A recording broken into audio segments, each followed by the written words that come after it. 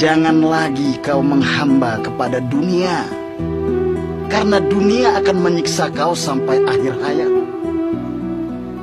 Anak, istri, harta, kekuasaan, itu semua dunia yang bisa menjadi fitnah. Cintailah mereka sewajarnya, karena semua itu hanya titipan Allah. Cepat atau lambat, dengan cara manis atau paksa, semua akan meninggalkan kita. Tapi cinta boleh dong?